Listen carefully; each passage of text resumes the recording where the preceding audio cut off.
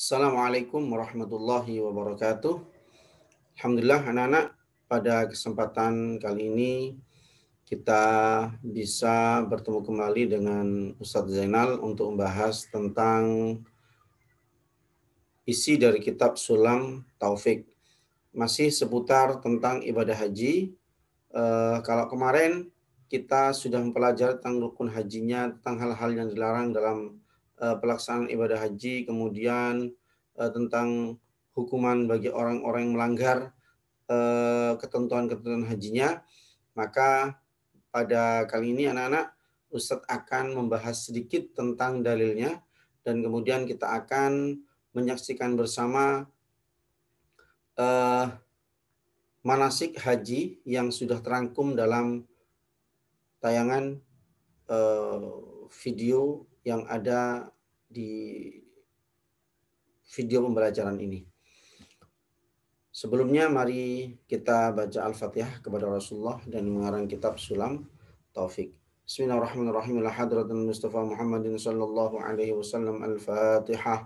A'udzu billahi minasyaitonir rajim. Bismillahirrahmanirrahim. Alhamdulillahi rabbil alamin.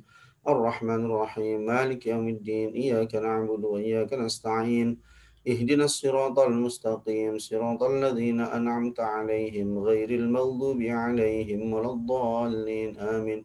صلى مؤلف هذا الكتاب الحبيب عبد الله بن حسن بن طاهر ونفعنا به وبعلومه في الدارين آمين. الفاتحة. أعوذ بالله من الشيطان الرجيم. بسم الله الرحمن الرحيم. الحمد لله رب العالمين الرحمن الرحيم مالك يوم الدين إياك نعبد وإياك نستعين اهدنا الصراط المستقيم صراط الذين أنعمت عليهم غير المغضوب عليهم ولا الضالين آمين. Oke anak-anak, dalil yang menyebutkan tentang ibadah haji dan umroh.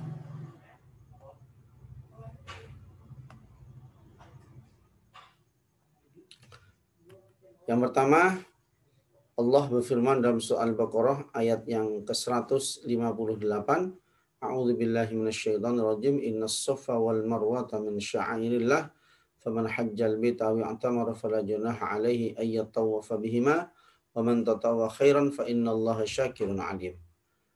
Sungguhnya Safa dan Marwa adalah sebagian dari syiar Allah. Maka barang siapa yang beribadah haji ke Baitullah atau umrah, maka tidak ada dosa baginya mengerjakan sa'i antara keduanya. Dan barang siapa yang mengerjakan suatu kebijakan dengan kerelaan hati, maka sungguhnya Allah Maha mensyukuri kebaikan lagi Maha mengetahui. Jadi Safa dan Marwa ini sudah disebutkan oleh Allah dalam Al-Quran untuk mengenang kembali peristiwa terjadinya Nabi Ismail dan ibunya, ya, Siti Hajar, yang saat itu mencari minum, maka oleh Allah disebutkan kisah itu, tempat itu di dalam Al-Quran. Dan ini menjadi ritual ibadah haji yang kita lakukan. Selanjutnya Allah firman, A'udzu billahi minasyaitonir rajim wa atimmul hajja wal umrata lillahi fa in uhsirtum famastaysara minal hadi wa la tahliqu ru'usakum hatta yablughal hadi mahillah. Faman kana minkum maridan aw bihi adhan min ra'sihi fa fidyatun min siyamin aw sadaqatin aw nusukin fa idza amintum faman tamatta'a bil umrati ila al hajj famastaysara min al hadi faman lam yajid fa siyamu thalathati ayyam fil hajj wa sab'atin idza raja'tum tilka asyaratun kamilah dzalika liman lam yakun ahluhu hadirul masjidil haram wattaqullaha wa'lamu annallaha syadidul iqab.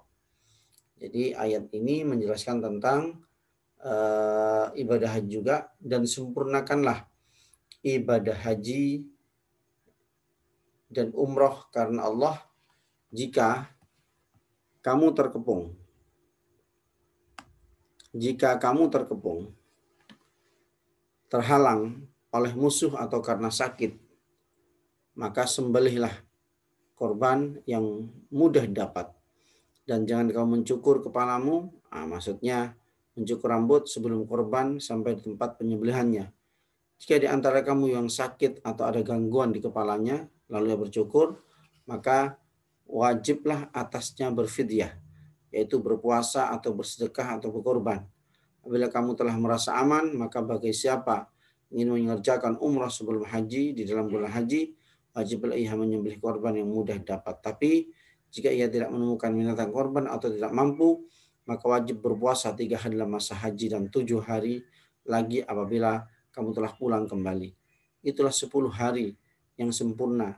Demikian itu kewajiban bayar fidyah bagi orang yang berkeluarganya, bagi orang-orang yang keluarganya tidak berada di sekitar Masjidil Haram atau orang-orang yang bukan penduduk kota Mekah, dan bertakwalah kepada Allah dan ketahuilah bahwa Allah sangat keras siksanya.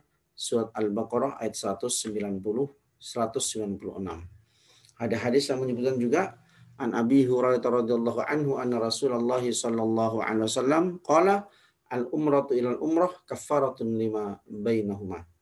Jadi antara umrah pertama dan umrah kedua itu menjadi kafarat atau pelebur di antara keduanya dosa-dosa orang yang melakukan ibadah haji atau umrah. Wal hajjul mabrur laisa lahu jazaa'un ilal jannah. Dan haji mabrur, haji yang diterima oleh Allah itu tidak ada balasan bagi orang-orang haji yang mabrur kecuali surga Allah Subhanahu wa taala. Ini dalil-dalil menyebutkan tentang ibadah haji atau umrah. Oke anak-anak, selanjutnya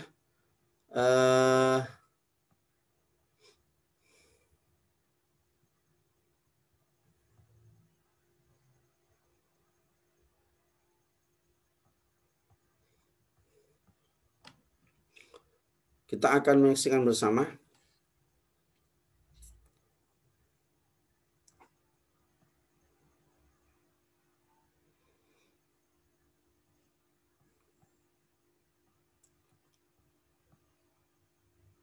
manasik haji, ya, manasik haji.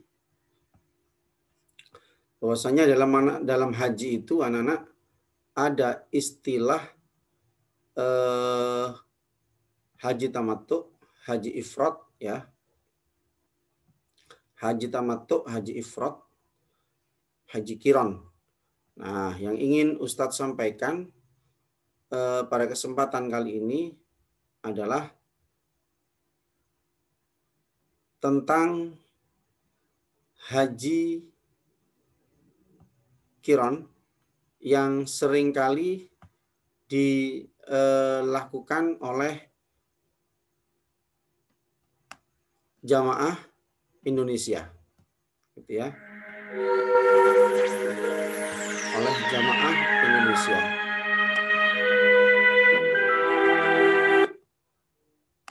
Sebentar.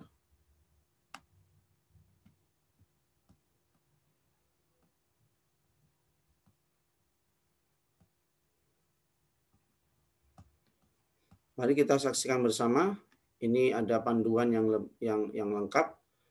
Insya Allah ini akan bantu kalian dalam mempelajari manasik haji.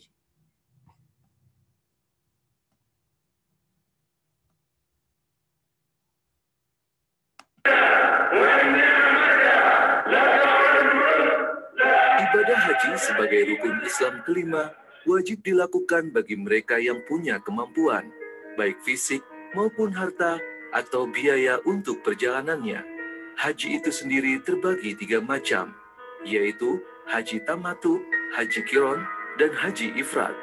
Untuk kebanyakan jamaah haji dari Indonesia adalah tamattu, yaitu umroh dan hajinya terpisah sehingga membayar dam tamattu. Untuk jamaah haji yang datang langsung menuju Mekah, maka akan langsung melakukan umroh dengan niat umroh di mikot Yalamlam di atas pesawat. Kemudian lepas ihram, ganti dengan pakaian biasa, dan menunggu sampai dengan tanggal 8 Zulhijjah untuk kembali berihram dan berniat haji. Sedangkan jamaah haji yang langsung menuju Madinah akan berihram dan niat umroh di Zulhulaifah atau Bir Ali untuk umroh. Kemudian lepas ihram, ganti dengan pakaian biasa, dan menunggu sampai dengan tanggal 8 Zulhijjah untuk kembali berihram dan berniat haji. Berikut manasik haji langkah demi langkah dan hal-hal yang wajib dilakukan dan larangan-larangan yang harus dijauhi. Rukun haji. Kebanyakan para ulama berpendapat bahwa rukun haji terdiri dari ihram, wukuf di Arafah, tawaf di Ka'bah, sa'i antara Bukit Safa dan Marwah, tahallul, dan tertib.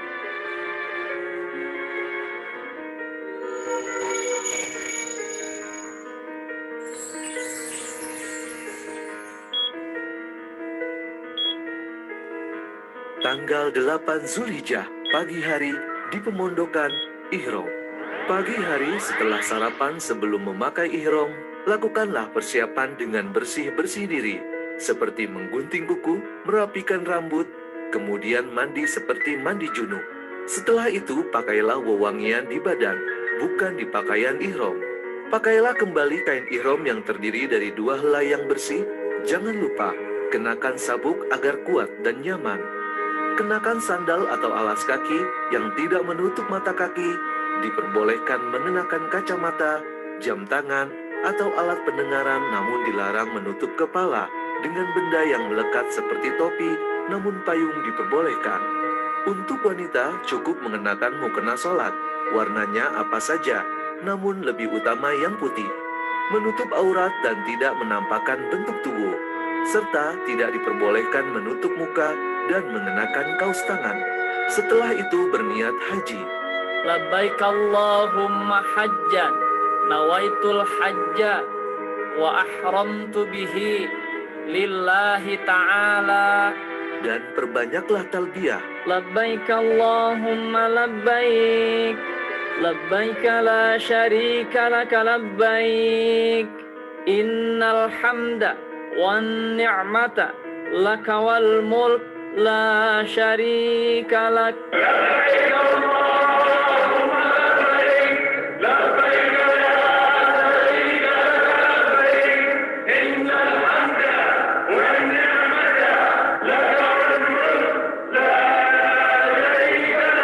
Ketika jamaah haji telah berniat, maka jauhi perbuatan rafath, fusuk, dan jidal. Juga larangan yang dibagi menjadi 3 bagian. Pertama, larangan yang khusus bagi laki-laki, yaitu memakai pakaian yang berjahit atau yang membentuk tubuh, atau sebagian anggota tubuh seperti kaos kaki, menutup kepala dan muka, dan memakai sepatu yang menutup mata kaki. Kedua, larangan khusus untuk wanita, yaitu menutup muka dengan sesuatu yang melekat dengan kulitnya, dan memakai 2 sarung tangan. Ketiga, larangan untuk laki-laki dan wanita, yaitu tidak jidal, rafas, dan busuk, tidak memakai harum-haruman, tidak membunuh binatang buruan, tidak berjimat atau senggama, tidak mencabut atau mencukur rambut, tidak menggunting kuku, dan tidak merusak tanaman. Kemudian jamaah haji berangkat menuju Mina untuk mabit. Ini adalah sunnah Rasulullah Shallallahu Alaihi Wasallam ketika haji wada. Namun, untuk jamaah haji program Departemen Agama, sebagian besar tidak melakukan dan langsung menuju Arafah untuk wukuf keesokan harinya. Tanggal 8 Zulhijjah, sore di Mina, mabit. Sesampai di Mina siang hari, maka lakukanlah sholat zuhur di Qashar dari 4 rakaat menjadi 2 rakaat. Demikian pula sholat asar di Qashar dari 4 rakaat menjadi 2 rakaat, dikerjakan di waktunya. Sholat maghrib dikerjakan di waktunya 3 rakaat, dan sholat isya dikerjakan di waktunya di Qashar dari 4 rakaat menjadi 2 rakaat. Lalu mabit atau menginap di Mina dengan memperbanyak talbiyah dan amalan-amalan lain yang disunahkan hingga subuh. Sholat subuh dilakukan di Mina. Kemudian, setelah fajar, berangkatlah menuju Arafah. Untuk menghindari kemacetan di jalan dan terlambat sampai di Arafah, sebagian jamaah ONH Plus berangkat menuju Arafah setelah melewati tengah malam di Mina, sehingga sholat subuh dilakukan di Arafah. Tanggal 9 Zulhijjah, siang di Arafah. Sesampai di Arafah, bersiaplah dengan makan siang lebih awal, kemudian memperbaharui wudhu, dan ketika telah masuk waktu zuhur, sholat zuhur dan asar di jamak takdim dan di Qashar.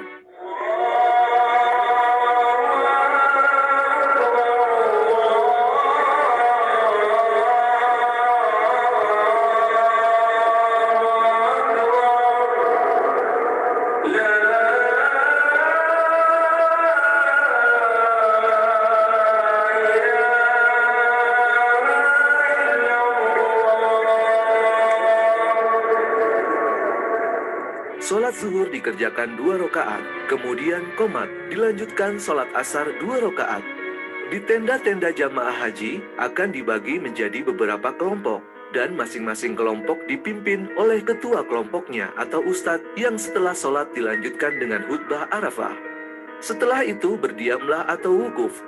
Inilah puncak ibadah haji yang ditekankan oleh Rasulullah Shallallahu Alaihi Wasallam. Al-Hajju Arafah, haji adalah Arafah. Wukuf juga salah satu rukun haji. Barang siapa berhaji, namun tidak wukuf di Arafah, yang waktunya mulai dari zuhur hingga terbenam matahari, maka hajinya tidak syah. Termasuk jamaah haji yang menderita sakit, akan dibawa dengan ambulans menuju Arafah untuk wukuf, walaupun hanya sesaat.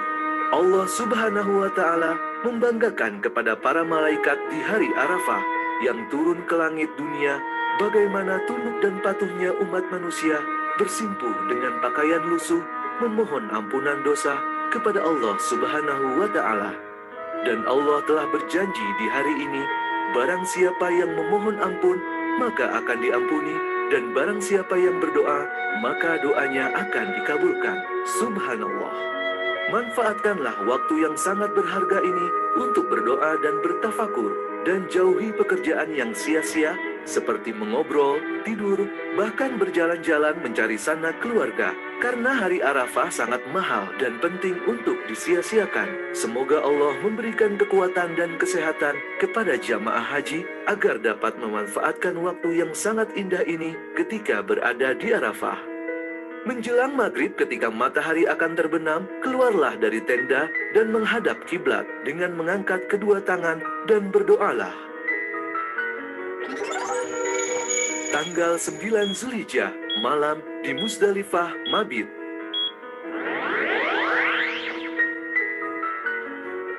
Ba'da maghrib, jamaah haji melanjutkan perjalanan menuju Musdalifah, dan sesampai di sana, lakukan sholat maghrib dan isya jamak takhir, dan dikosor, yaitu sholat maghrib 3 rakaat dan sholat isya 2 rakaat.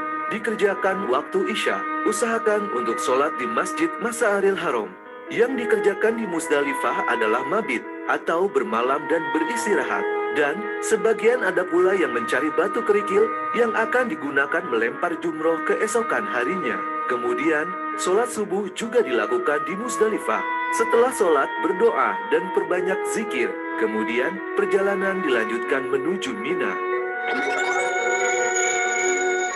Tanggal 10 Zulhijjah, siang, di Mina, melempar jumroh Aqobah. Sesampai di Mina, istirahatlah sejenak. Kemudian, sarapan sambil melihat situasi areal jumroh. Tanggal 10 Zulhijjah, yang dilempar hanya 1 jumroh, yaitu jumroh Aqobah. Jika memungkinkan, melontarlah sebelum zuhur, bagi yang memiliki fisik sehat. Namun, bagi jamaah haji yang sudah berumur dan keadaan kurang sehat, dapat melempar ba'da zuhur, karena waktu melempar adalah sampai tengah malam. Perbanyak bacaan takbir karena hari ini adalah Idul Adha. Melemparlah dengan tangan kanan dengan gaya melempar dengan mengucapkan Bismillahi Allahu Akbar setiap melempar. Dan pergunakan kerikil seujung jari sebanyak 7 buah. Usahakan membawa lebih sebagai cadangan agar ketika melempar dan batu terpental keluar lubang dapat digantikan dengan batu cadangan. Melempar jumroh adalah wajib haji. Ketika jamaah haji dengan alasan sakit atau uzur dapat diwakilkan oleh kerabatnya dengan mengerjakan bagi dirinya sendiri terlebih dahulu, baru kemudian melempar untuk orang yang diwakilinya. Hari ini ditandai juga dengan pemotongan hewan hadyu, yaitu dalam haji tamatu dan hewan kurban atau pada hari setelahnya di hari-hari tasyrik 11, 12, dan 13 Zulhijjah. Setelah itu, akhiri dengan tahallul yang ditandai dengan menggunting rambut. Ganti ihram dengan pakaian biasa, sehingga larangan ihram sudah tidak berlaku, kecuali jima dengan istri. Setelah melempar jumroh Aqobah, berangkatlah menuju Masjidil Haram untuk tawaf ifadah. Tanggal 10 Zulhijjah, sore di Masjidil Haram, tawaf ifadah. Tawaf ifadah termasuk salah satu rukun haji. Jika tidak dilakukan, maka hajinya tidak syah. dan tidak dapat digantikan dengan dam atau diwakilkan. Tawaflah seperti ketika pertama kali umroh, dengan dimulai dari rukun Hajar Aswad, mengelilingi Ka'bah 7 putaran sempurna, yang dilanjutkan dengan sholat sunnah 2 rakaat di belakang makom Ibrahim, kemudian minum air zam-zam. Kondisi areal tawaf biasanya akan sangat padat. Untuk jamaah haji yang sudah berumur dan kondisi kurang sehat, dapat melakukannya di lantai 2 atau lantai 3 Masjidil Haram. Walaupun lintasannya akan lebih jauh, namun dapat mengurangi kepadatan. Juga tidak dianjurkan mencium Hajar Aswad. Setelah tawaf, berjalanlah menuju Bukit Sofa untuk melakukan sa'i 7 putaran bolak-balik dari Bukit Sofa menuju Bukit Marwah sebanyak 7 kali yang berakhir di Bukit Marwah. Sa'i juga merupakan salah satu rukun haji yang harus dilakukan. Setelah itu, akhiri dengan tahallul yang ditandai dengan menggunting rambut. Ganti ihram dengan pakaian biasa sehingga larangan ihram sudah tidak berlaku. Kemudian berangkat menuju Mina untuk mabit. Pada tanggal 10 Zulhijjah, setelah melakukan mabit di Muzdalifah melewati tengah malam, ada beberapa pilihan kegiatan ibadah yang dapat dilakukan oleh jamaah haji. Pilihan pertama, berangkat menuju Masjidil Haram untuk melakukan tawaf ifadah, yaitu tawaf, sa'i, dan tahallul awal. Ganti ihram dengan pakaian biasa, kemudian berangkat menuju Mina untuk melontar jumroh Aqobah dan tahallul tsani. Pilihan kedua, langsung menuju Mina untuk melontar jumroh Aqobah, tahallul awal, ganti ihram dengan pakaian biasa, kemudian berangkat menuju Masjidil Haram untuk tawaf ifadah dan tahallul tsani. Kembali ke Mina untuk mabit. Pilihan ketiga, berangkat menuju Mina untuk melontar jumroh Aqobah, kemudian tahallul awal, lepas ihram, dilanjutkan mabit dan melontar 3 jumroh tanggal 11 sampai dengan tanggal 12 atau 13 Zulhijjah.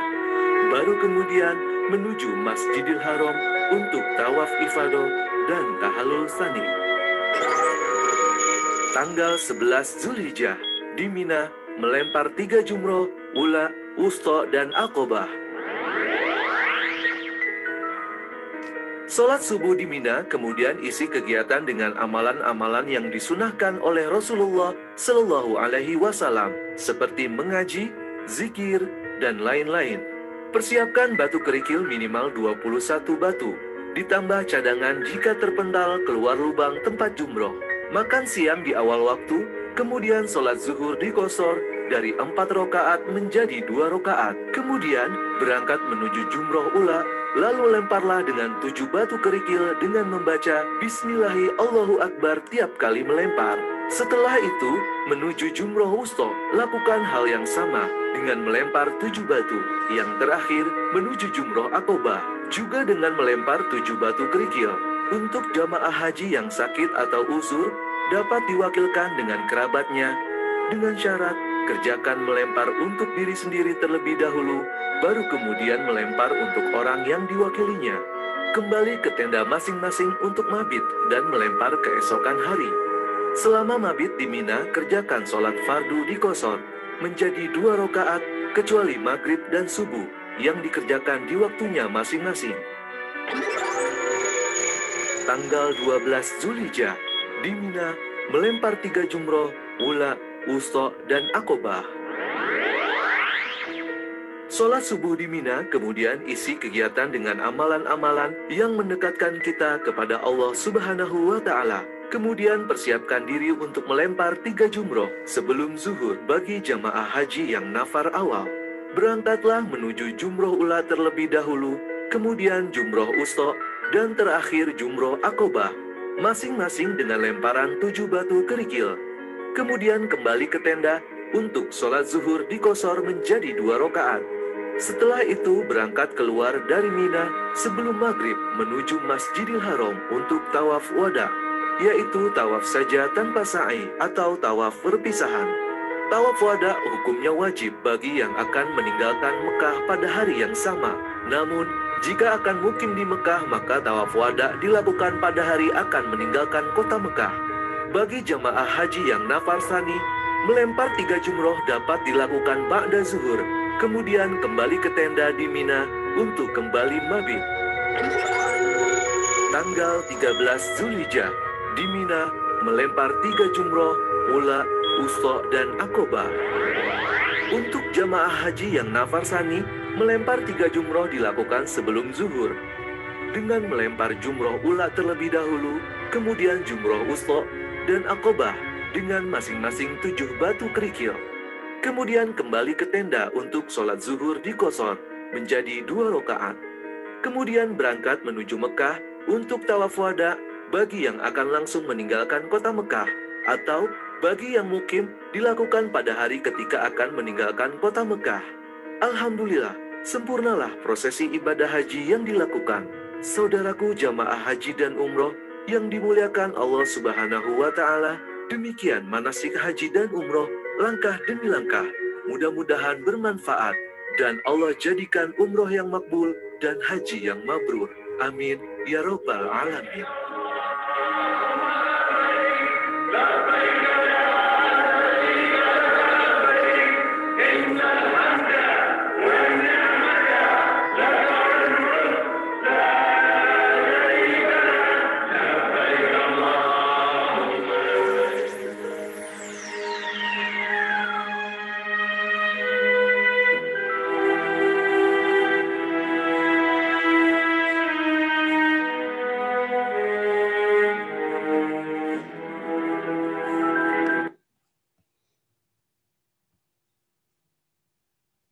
Ya, anak-anak, itu tadi tayangan manasik haji, ya.